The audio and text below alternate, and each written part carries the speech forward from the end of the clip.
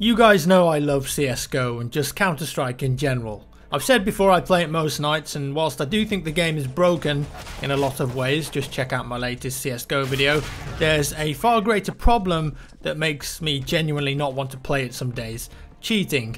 And it's sad because CSGO is a great game, it's the best competitive shooter you can play on PC, yet it's still marred by abhorrent regular cheaters. It's not something new, we've had to deal with cheating in every game for as long as I can remember, but right now it feels like it's as bad as it's ever been in CSGO. The problem is that this isn't just an odd occurrence anymore. This is not one every few weeks who may or may not be cheating.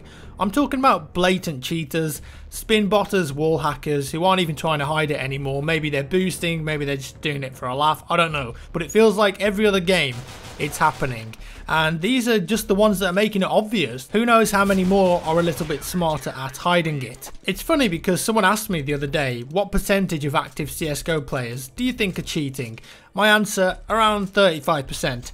Now of course that's not a technical percentage, it's not been calculated or worked out, just kind of an off the top of my head, based on what I've experienced. Maybe it's much lower, maybe it's much higher, who knows. So here's what's happened over the last 2 weeks in my games. I think I've counted 2 separate occurrences of spin botters that was made quite apparent by their desire to spin around even in warm-up. Lovely. One game where a guy was blatantly wall hacking, so much so that I just had to watch the demo back and see him tracking people through walls.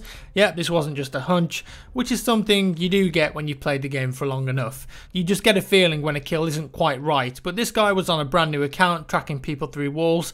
Great. Then there was the game where 2 cheaters were playing together but decided that they wouldn't spin bot, how considerate, they'd just use a touch of wall hack with an added pinch of aim lock. The perfect recipe. Again, I watched the demo back and it was beyond any shadow of a doubt. Not that I needed it to be confirmed because I was so confident they were cheating that I actually went AFK in that game to go downstairs and grab some food. That's how much I couldn't stand playing the rest of the game out. What's the point? Win a few rounds and they're only going to just cheat some more to ensure that they win. Actually, when we've encountered spin botters in our games, what I usually end up doing is just abandoning the game straight away so our team can surrender, and that way we don't have to put up with that kind of nonsense for 16 more rounds.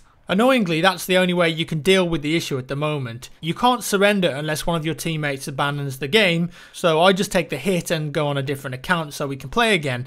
Losing rank doesn't really bother me, I just want to have a good game of CS with my friends. Now most recently, the game that you're watching now on Mirage, this guy's cheat actually took control of the server and spammed the chat with locations of players and also blurred his name in the kill feed whenever he got a kill. What even is that? Like some sort of Overwatch proof cheat? How isn't the anti-cheat seeing what's going on here and going, you know what, hey, something is clearly wrong here, let's ban that guy or just abandon the match and save everyone's trouble. There are so many other occurrences though that are less obvious, shots that just don't feel right against you, getting repeatedly killed through smokes or whatever it might be that you could just chalk up to luck or randomness. We all know how random CSGO can be.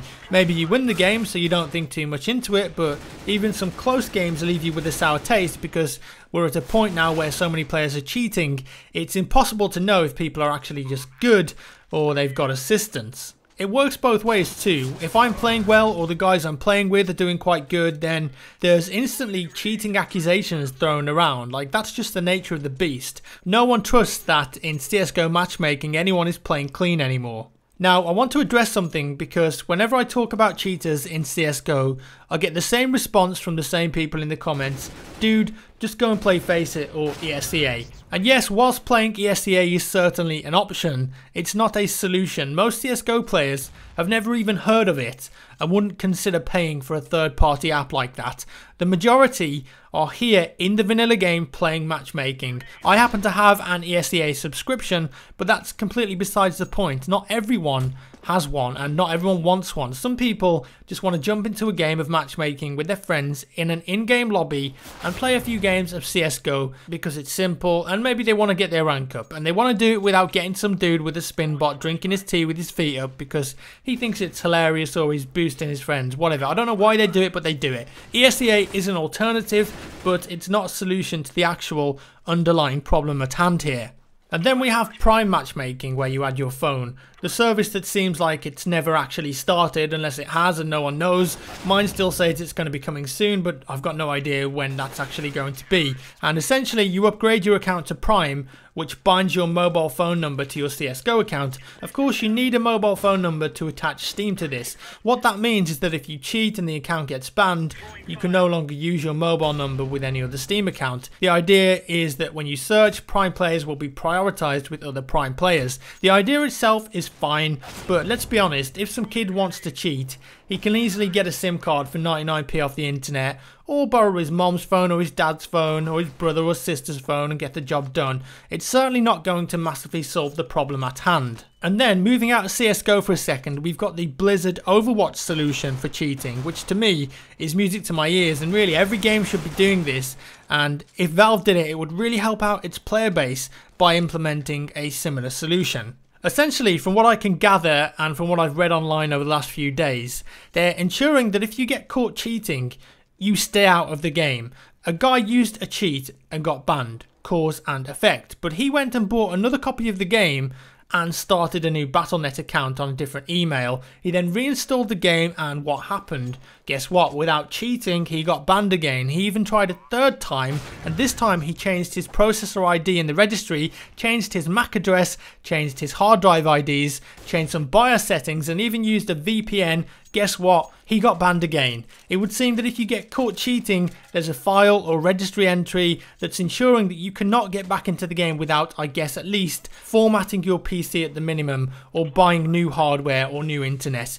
That solution's fantastic and it works great in Overwatch, so why not have something like that in CSGO? Either way, it's making it far harder for you than just buying a new account if you get caught cheating. And also, I think that if you're caught cheating in any game on Steam that uses VAC, which is quite a few, you should be banned from all other games that use VAC. Why not? You're a cheater, once a cheater, always a cheater. Deal with the consequences. Now already there's been a massive wave of cheaters banned in Overwatch, and the game's been out just a couple of weeks and in beta since last year. Valve Anti-Cheat, on the other hand, has been out since 2002, 14 years, and they've still not implemented a solid solution like this. And it's also been over many versions of Counter-Strike.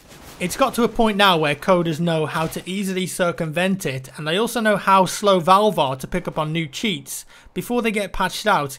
Currently Overwatch is new and there's a lot less experience with the anti-cheat being used, so progress is going to be a lot different. That approach, however, has nothing to do with time, and Valve really need to start stamping down. But I think though the main issue at hand is that Valve ultimately make a lot of money off cheaters. Not directly of course, but indirectly. Captain Aimbot over here gets caught cheating. What does he do? He goes and buys another account. It may only be cheap to rebuy the game again, but now imagine if thousands and thousands of players are being caught and rebuying accounts. If Valve really stamps down on cheating and goes hard on it, you'd have to assume that they'd be losing money on repurchases if players knew that rebuying the game wouldn't work. Maybe they just wouldn't bother. And I hate to say it, and I know it's really ignorant, but come on Valve, you've already got more money than God.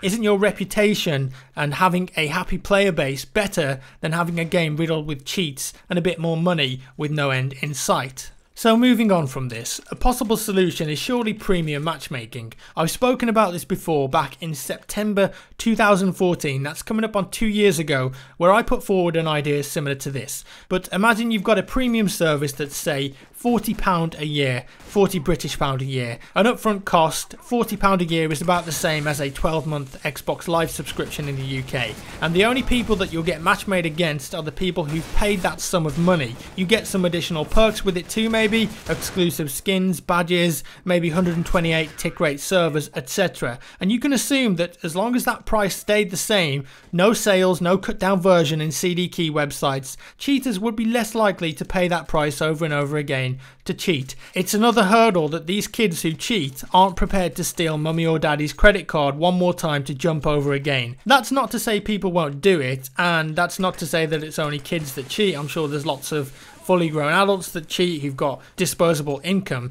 They will. It's not foolproof, but you have to think that a system like this would definitely encounter less cheating, especially with having to get to rank 3 in casual as well before you can queue in matchmaking. I know for a fact that I and most of my friends would pay that premium to get a better experience in CSGO. I know not everyone would, but that's fine. You wouldn't be forced to. It'd be an optional thing. If you wanted to carry on playing normal matchmaking for free, then you could. A service like this would also offset the money Valve would potentially be losing from people cheating and rebuying the game over and over again. They'd be making a lot more money from these subscriptions alone. Thinking about it though, none of the above are real fixes for the problem. A premium service would fix most of the problems and you'd face less cheaters. But once again, it's not a solution and it's an extra price you'd have to pay to make sure that you're not playing against cheaters.